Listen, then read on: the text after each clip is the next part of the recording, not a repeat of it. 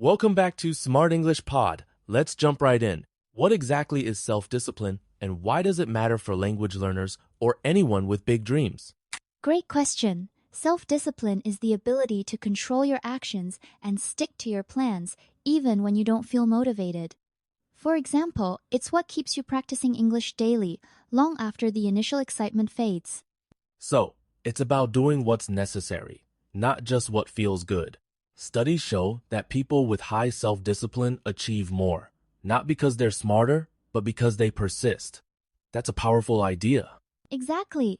And it's comforting to know that self-discipline isn't a fixed trait.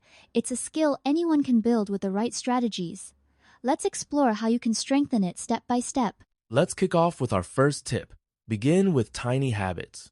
Why do small steps make such a big difference, especially when we're aiming for big goals? Starting small removes the pressure and lowers the barrier to entry.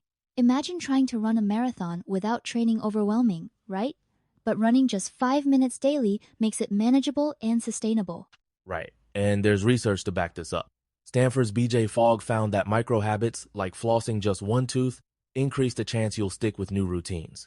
It's momentum, not magnitude, that matters. Absolutely. That's why if you're learning English, even 5 minutes of listening or reading daily can snowball into real progress over time. Consistency beats intensity in the long run. Moving forward, let's talk systems versus goals. Many people set ambitious goals, but why do systems outperform goals when it comes to self-discipline?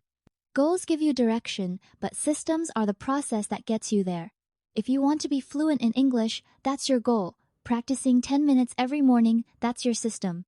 That distinction is crucial. James Clear says, you don't rise to the level of your goals. You fall to the level of your systems. So, focusing on routines can make self-discipline almost automatic. Exactly. Over time, systems reduce dependence on willpower. You'll find yourself practicing English out of habit, not just motivation. The process becomes part of your identity. Now, let's address motivation. Why is making habits attractive such an effective technique for maintaining self-discipline? Enjoyment is the key to longevity. If you combine English study with activities you love, like watching your favorite series or listening to music, you'll look forward to it, not dread it. There's actually neuroscience behind this. Dopamine, a feel-good chemical, rewards you for enjoyable activities, making repetition more likely. So, pairing habits with pleasure rewires your brain for consistency. Exactly. And don't underestimate self-rewards. Even something simple, like a cup of tea after studying, can reinforce positive behavior and build discipline. Next up, the environment. How does your physical space impact your self-discipline? Our surroundings often dictate our behavior. If distractions are everywhere, TVs, snacks, social media, it's easy to get sidetracked. But by designing your environment, you can make good habits more likely. That's why experts recommend putting your workout gear by the bed or keeping English books on your desk. It's a subtle cue, but it nudges you towards action. On the flip side, removing temptations like hiding your phone during study time makes discipline less of a daily struggle. Out of sight, out of mind really works in practice. Let's shift gears to energy management. Why is managing your energy rather than just your time so crucial for staying disciplined? Willpower is like a battery. It drains over the day. If you schedule demanding tasks, like studying English or exercising, when your energy is highest, you're much more likely to follow through. That's a great point.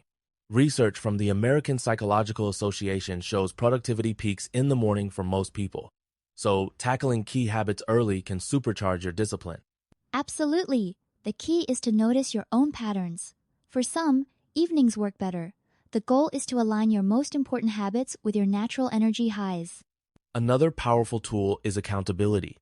How does involving others help keep self-discipline strong? When you share your goals, you're more likely to stick with them. A 2018 study by the American Society of Training and Development found people are 65% more likely to meet a goal after committing to someone else. That's impressive. It's not about being judged, but about encouragement. Having a workout buddy or a language partner creates a sense of responsibility and shared progress. Exactly. Even just texting a friend about your daily practice can make a huge difference. Support systems turn self-discipline from a solo act into a team effort. Let's address two classic roadblocks: procrastination and burnout. How can learners overcome these challenges? Procrastination often stems from making tasks feel too big or unpleasant. Breaking them into smaller steps and celebrating progress can help. Burnout, on the other hand, is mental exhaustion from overdoing it.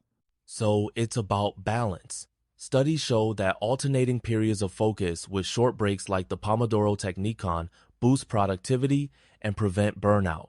Rest is as important as effort. Absolutely. Recognize signs of fatigue and don't be afraid to adjust your routine. Sustainable self-discipline is about long-term growth, not short-term intensity. Let's bring it all together. How can our listeners apply self-discipline strategies to their English learning routine specifically? Start with a 5-minute daily habit like listening to this podcast or reading an English article. Build a consistent system, reward yourself, and set up your environment to support learning.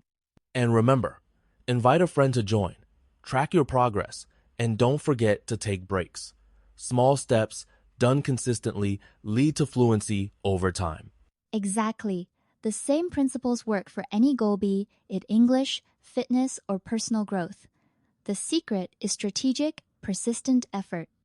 Before we wrap up, let's highlight some key vocabulary from today's episode.